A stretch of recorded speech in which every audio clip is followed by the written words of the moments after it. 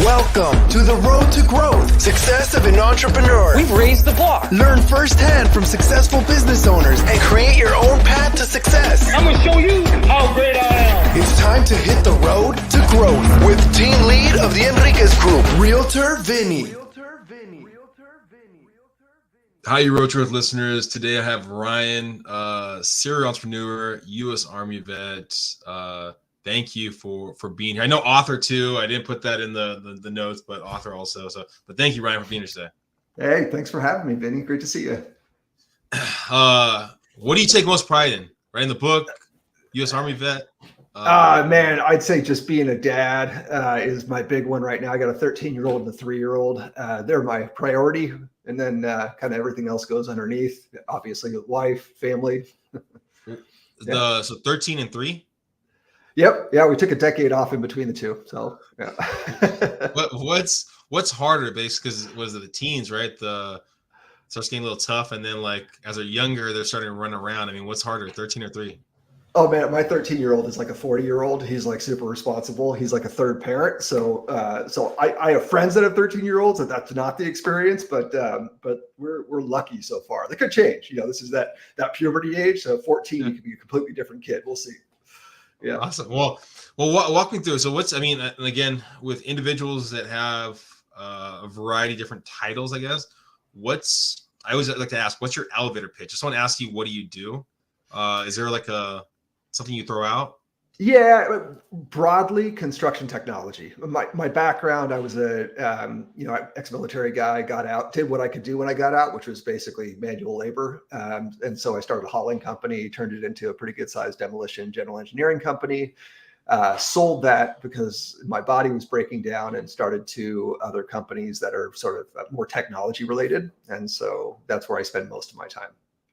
So rewind. So how long were you in the military for? What got you in the military in the first place?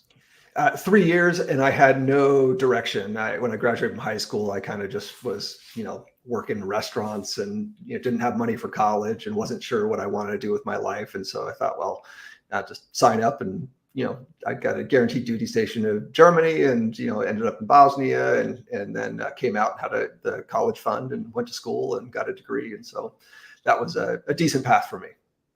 Do you feel like those 3 years helped give you time, I guess, to figure out what you wanted next? Or when did you kind of get a understanding of which kind of direction you wanted to go?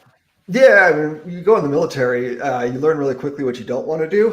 So that was helpful for me. I thought, well, I don't really want to work for someone else after being in the military because I don't really like people sort of telling me how to do things and not to do things. And so I like creating my own systems and have my own way of doing things. And so that was super valuable. And then also just the money for college that I wouldn't have gotten otherwise. I was able to get a scholarship to university as well. So it was a really good move for me. Okay. So you go to college. What was your major? Business and economics, double major. Okay. So business and economics, but then you said when you first started in construction, you're doing more labor, right? Work? Yeah. So when I got out of the military, went to college. While I was in college, it was a hauling and junk removal company, basically just cleaning up construction sites. Yeah. And by the time I graduated from college, that had turned into, a 10 truck operation. I had probably 15 guys working for me. And so I decided I would stick that out. And then over time, it was like, I bought a Bobcat, I bought a little excavator, we bought some roll-offs, 10-wheelers, and just sort of the trucks and the equipment kind of grew and grew and grew over the years. And so, 15 years later, I sold that company. What do you, in I guess, starting that company and building that company, what was the biggest thing you had to work through, that biggest struggle? Was it managing people? Was it getting the business? Was it doing the work? What was the biggest issue, I guess? Yeah, people is always a problem, particularly in construction. And I'll say back then, that was in the early 2000s, it was much easier to find people. Now it's even worse. So I have a lot of struggles. I just, there was financing issues, trying to buy big, heavy, dump trucks and tractors without, having any financial backing behind me. I was a sole owner, didn't have any business partners, didn't have any investors.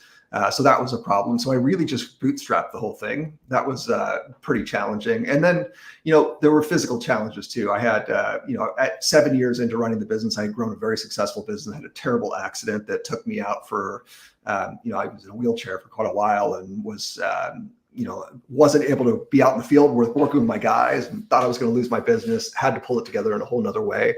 And so that was extremely challenging, but it was also a huge, growth opportunity for me. And it has sort of reflected into the businesses that I run today. Okay, so what did that growth opportunity look like? Was it more so putting more weight on the people, or what did that look like? Yeah, so I was a typical contractor before that, where I was wearing 30 hats. I was pulling permits, I was bidding jobs, I was writing contracts, I was operating equipment, I was driving trucks, I was jackhammering, I was swinging sledgehammers, I was doing everything. And I got one morning, one of the trucks rolled. Actually, it was a guy downloading a tractor off of a truck, with 1-ton dually crew cab pulling a 10,000-pound trailer, broke free down a hill, ran me over, drug me underneath the truck, crashed into a car, jackknife, pulled myself out, my femur sticking out of my jeans, my tibias snapped in half, lungs were punctured, my ribs were broken, shoulder shattered. It was bad. Went to trauma surgery for 12 hours. They put me back together, kept me alive. And suddenly I couldn't go out and do everything anymore. And so luckily I'd hired really good people, and they really stepped up, and I kind of just had to start tasking them out. And so, from sitting behind a computer screen, try to run my business, which I'd never done before. I was military, I was a lead from the front. And so now I'm sort of from the back. I'm like, how do I do this? And so I had to create new systems, hire some new people, retrain some of the existing people, and basically restructure my entire business, all while the housing market was collapsing and the industry was sort of falling apart. And so it was extremely challenging. And so it took me 2 years, 6 surgeries, of putting everything back together again. But I came out of it much stronger, and my business was much stronger as well, more profitable, really dialed in on some niches, even started a new business, which was a recycling business, had a couple of recycling centers. We were recycling millions of pounds of electronics every year. It was a great profit center. Started doing property preservation to keep the guys busy because there was all the foreclosures happening. And so it was just about, it was a fight, and I'm always up for a good fight. Was there ever a point in time where you were thought about like quitting the business, giving it up, and kind of going another direction? Yeah, I mean, that was initially when I'm laying in a hospital bed, I just thought, well, okay, I guess I better do something else. I just assumed I would be going bankrupt. But then it was like, I had leveraged the one asset that I had into starting this business. And it was just, I was a workhorse. I love manual labor. And once I lost that, I didn't really know what I was going to do. And so, I felt pretty frantic to find a way to make this thing work. I had spent 7 years growing it, and I didn't want to lose it. So it was just, like I say, it was a fight. Okay. So you're expanding that business. When did you start thinking about, selling it and kind of going a different direction? Yeah. So I was in my late 30s at this point, and I felt like I needed to make a decision. If I wanted to stay in the construction industry, and doing what I was doing, there was a lot of commitment. I needed to buy new trucks. I needed to take it to another level, and my heart wasn't into it. My body was kind of breaking down. I'd had the accident. I wasn't as physically capable as I was when I was in my 20s when I started, and I could kind of just see the writing on the wall that this was, that I was ready to try something else. And so I ended up selling the business in 2014 without really knowing what I was going to do. But I took a couple of systems out of that business and started a couple more businesses, and they've worked out pretty well. I started a drafting company just because we used to do a lot of construction drafting for permitting, and so that's gone well. And then also an online dirt exchange, because dirt was always a problem in the construction industry, and so we've been bringing some order to that industry. So the pivot has worked out, but it was a scary transition. Before we switch over, I guess, into those two businesses, because selling a business, as you probably were, and you probably speak better about it, right? It can be a long process. And sometimes you think your business is worth more than it actually is, right? So there's a process kind of that goes with it. When you first thought about the idea of selling it to the time you actually sold it, how long was that time? Yeah. So first step was call some brokers, and every broker that I talked to said, "Oh, you've got a construction company. Your company is worth what your equipment's worth." And so I said, well, if that's the case, I'll take it to an auction. There's no point in taking the liability. So instead, I'll just sell it myself. So I listed it myself. And I had a couple of buyers that entertained. I wanted to operate in complete transparency. So I said, jump in my truck, let's go to work. And so I had one guy that came to work with me for like 3 months, and he was waiting to sell a gas station. So he'd have the funds to purchase this one, and fell apart, didn't happen. And then eventually I had another buyer come in where the guy was well capitalized, and he was really excited about the opportunity, but it still took several months to put the deal together. There was a lot of diligence to be done, but it ended up being a successful sale. Was it were they correct, or were they wrong? Was the property worth more than just the Yeah, it was more? worth a lot. It was worth a lot more. The thing was that I had, during the 7 years after my accident, I got really serious about the way that I structured my business. I actually, it was 2008. I read Tim Ferriss's 4-Hour Work Week, not because I wanted to work for 4 hours, but I wanted to learn about efficiency. And I injected a lot of efficiencies in this business where my profit margins were almost double like the industry standard. So the company made a lot of money. And I sold on a multiple, but it wasn't a huge multiple, but it was like somewhere between 2.5 and 3x multiple. Which was certainly more than what my equipment was worth. So it worked out for me. I'd never sold a business before, so it was sort of a lot of blind faith. But like I said, it worked out. Knowing what you know now, I mean, if you were going to sell another business, or at least someone listening right now was thinking about selling their business, what steps would you take now to maximize the return? Well, I mean, I think if you're going to sell your business, pay attention to all your ad backs and things. It's not as easy as just saying, hey, I spend all this money on this truck I don't include, and this marketing I don't include. That was just an experiment.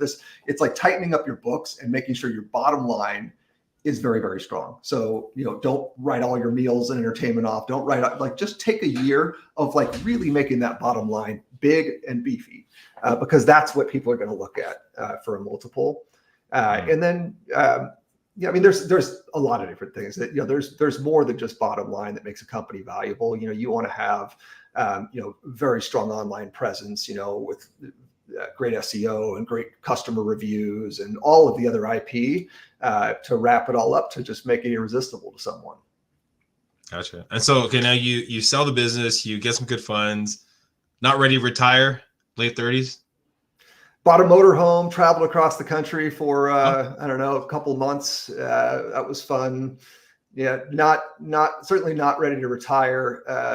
Honestly, I'd say after coming back from, I was up in the Bay Area at the time, ended up moving to Southern California about a year later.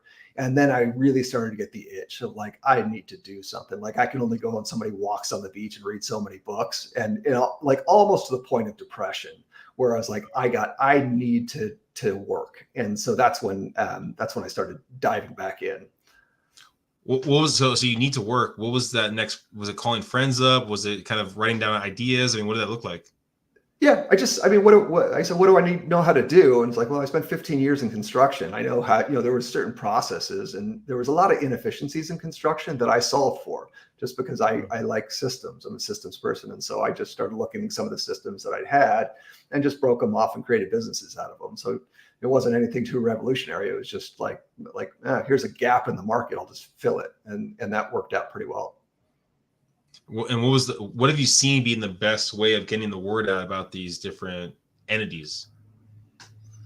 The best way, I'm a customer service fanatic. I just service customers. I create really, really good, easy, intuitive products.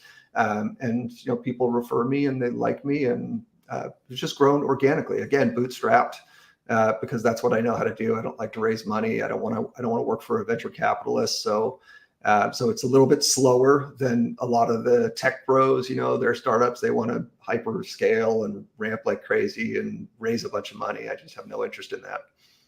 Do you, is this one of the reasons, I guess, being on podcasts out there, writing the book? Is there a correlation? Is it a separate thing? Is it a passion project? What is that? Yeah. The book was about, it was actually really about what I went through with my accident. It was before I was really what I call the hustle trap. That's the name of my book. Yeah. I was sort of stuck in the hustle trap. I was a typical, solopreneur, entrepreneur, where I'm running like crazy, wearing a lot of different hats. juggling a million different things without really going back to the foundation of my business and building what that core is, or the core systems, the processes, the hire rate. And like, I didn't understand all that stuff, and I didn't need to, because I was out working. And so it wasn't until I couldn't work anymore that I went back and started rebuilding it. And so I've worked with a lot of small businesses, particularly service businesses. And so I have, notes and notebooks and books, like just so much information. And I finally just said, I was living in Colorado at the time. It was during COVID. And I said, I should take all this information and just actually make something useful out of it. And so that was sort of the beginning of what the book writing process was. So it came together. And so now instead of, when people say, hey, can you help me with this? Instead of taking a bunch of my time to go find my notes and sit down with them, go over, I go, yeah, I can help you. And I just hand them a book. Great. Do you have a plan to ever get into like coaching or anything more in that sector to help people out? Or I do some coaching, pretty selective, because one-on-one coaching, you can't charge a whole lot of money for it, and so you really have to have a passion for it.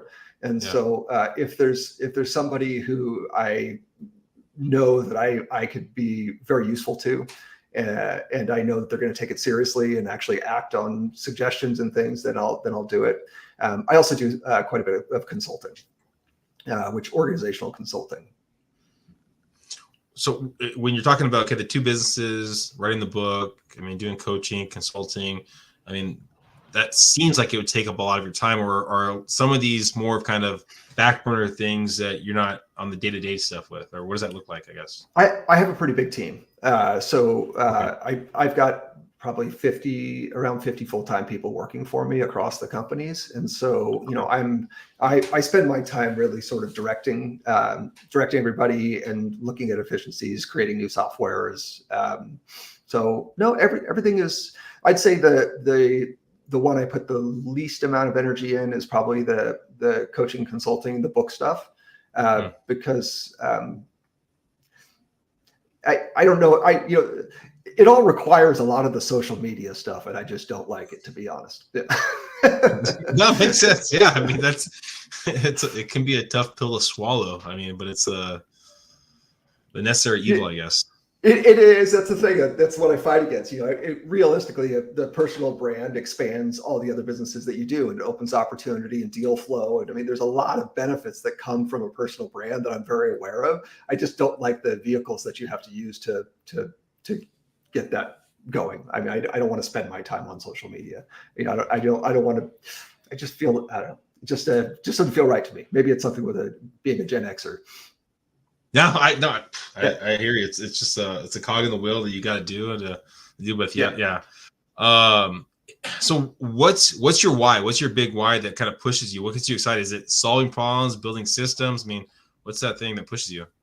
I'm a value add person. I spend everything that I do, I try to add values to my employees, to my house, to my household, to my family, to my kids. I've been spending a lot of time in prisons lately, like mentoring guys, as they are getting ready to exit, to get out, and giving them soft skills and, helping them leverage their unique abilities into entrepreneurial endeavor. Because a lot of times they have a hard time getting jobs.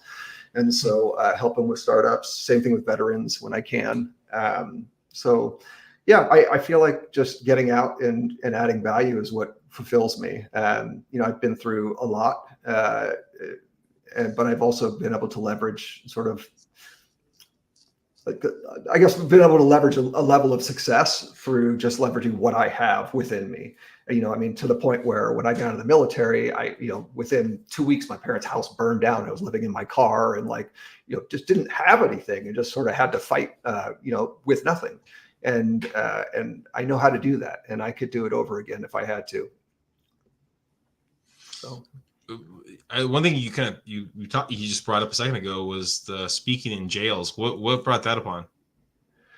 Well, I've really tried to give more time to veterans, just because I'm a veteran and I love the community, and I think the guys they deserve it. Unfortunately, it's really hard to find organizations where they need my help. and to track down the guys at the right time when they get out of the military to mentor them.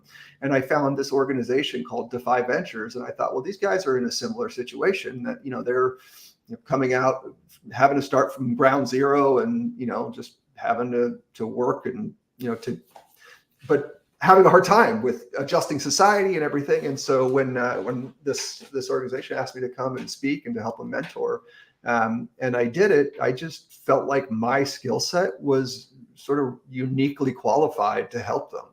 And so it just it's very fulfilling to me, and it's a place that I feel like I can make a change.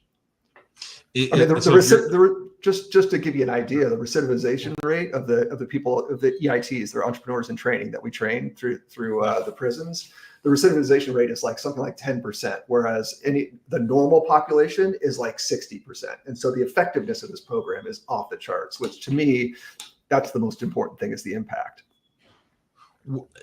I know you're probably speaking to these individuals hours and hours, right? Is there something if you broke it down, kind of words of wisdom that maybe you can provide to the audience that you kind of tell them, hey, these are things that you should be aware of if you're trying to start your own business? Okay.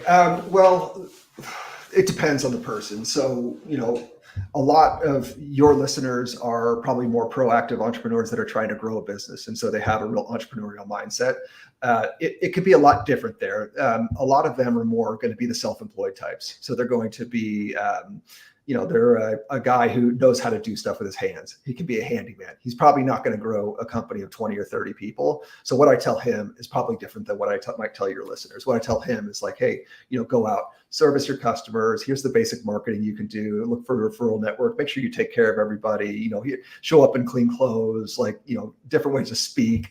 But for an entrepreneur, somebody who's looking to grow a business, for me, it's all just about taking care of the customer. That's it. It's really that easy. And somehow people screw that up.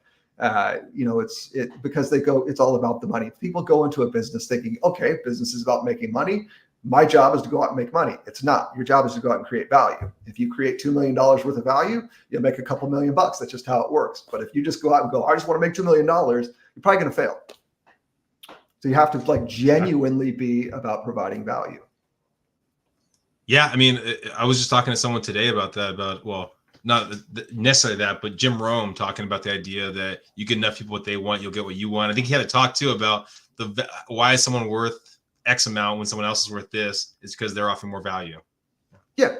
I mean, it's all the stuff you watch on YouTube and Instagram. If you're going through, you see everybody I made $60,000 last month by doing this, and here's how you can do it too. So they're coming at it as I'm going to go extract value from people, money. And if you go into the world looking to extract value from people, it's not going to end well for you. You might get a few wins along the way, but it's not sustainable in the long run. So if you go out into the world saying, I'm going to go put value into the world, it's always going to return it back to you. Totally agree. I mean, if we were talking in 5 years, I know we kind of preached on this up a little bit. If we're talking about 5 years from now, where do you see kind of your next brands going? What do you have aspirations towards in the business world? I don't know. What's so funny is I'm a group of several different, a member of several different groups, Entrepreneur Organization, Genius Network, and a handful of others. And there's so many people in there that have these giant goals and projections, and in 5 years I'm going to do X, Y, Z. I just always do my best and see where it takes me, and that way I'm never disappointed by the results. Usually it's the other way around, where I'm like, wow, I can't believe I accomplished that. That's pretty good. If every day I go to work and just sort of do my best, that pans out. And so it probably won't work for a lot of people, because a lot of people want, to have, $1 billion. I live very, very well. I don't worry about anything. I've got a motorcycle. I've got an RV. I've got, get new cars for the family. I'm able to pay cash for everything. I've got a great house and a great neighborhood. I don't need a whole lot more. So I'm just going to continue doing what I'm doing and hope that I can add value to the world, like doing things like this, podcasts, and sharing, some things that I've learned over the past 25 years as an entrepreneur. I appreciate that insight, because I truly feel like that's how I look at things too. And I feel like I almost have a North Star about kind of where I want to kind of go in that direction. And it seems like yours is kind of helping other people. Is that kind of really fair to say? I think that's where I feel the best is when I'm giving value to other people. Okay. When if I start to twist it and start just working on just making money to make myself richer or something, I get zero joy or satisfaction out of that. So if you saw like an opportunity, someone like one of your friends or someone you know was like, hey, I have this opportunity to give more value to people in your kind of sector.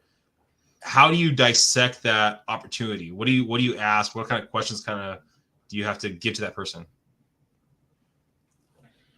I'm not sure I totally. So let's say, because I'm question. assuming, at least, from my experience, people that are successful like yourself, right? They always get opportunities thrown their direction, right? And it's on you, right, as an individual, to say this is not right for me. This is right for me. I mean, are there questions that you ask that person to go, I don't really want to be affiliated with, I don't have the time for it. I mean, what does that kind of look like? So yesterday, a friend called and said he has a friend that has a cabinet shop that really needs my help, and he's looking for some consulting. And so I said, well, and I explained sort of how I do my consulting. And usually typically minimum of 40-hour engagement, pricing and everything.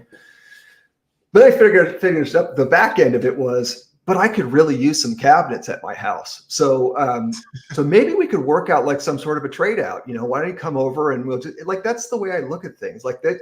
Hey, that way it's probably, instead of him spending, $30,000-$40,000 with me, maybe it only cost him $10,000 to create some cabinets for me, and I'm happy and he gets value and I get value what I want. And because that's more the way that I would think about something like that. And I get just random opportunities like that all the time. And I just try to be creative because it's not just about money. There's often things that are better than money. Yeah, I mean, makes sense. Thank you, Ryan, for being here today. If anyone's listening, they're looking to get more information about you, about your different platforms. I mean, is there like a straight website, Instagram? I know you're not that much social media, but what's the best way for people to go to find stuff about you? Sure. I am on social media. I'm out there. You can go ryancrownholm.com and catch up with me there. And then Ryan Crownholm across all platforms at Ryan Crownholm, and also at the Hustle Trap. If you want to keep up with the Hustle Trap, I have a lot of content that goes up there. Dirt Match. If you've got any dirt you want to get rid of, hit me up on Dirt Match. We've got a place for it. Reach out. And Dirt Match, for people listening right now, it's really easy to use. I was on there, just for about 20 minutes, but just kind of diving deeper, and it's pretty straightforward, pretty simple. So if you have some dirt, get on Dirt Match. Yeah, that's right. Thank you, Ryan, for being here. Hopefully, everyone listening got some great information and great nuggets. I mean, focus on one thing and you can expand it into wherever you want to expand it to. Thank you guys. Please subscribe, please share, and go find Ryan. Bye, everyone.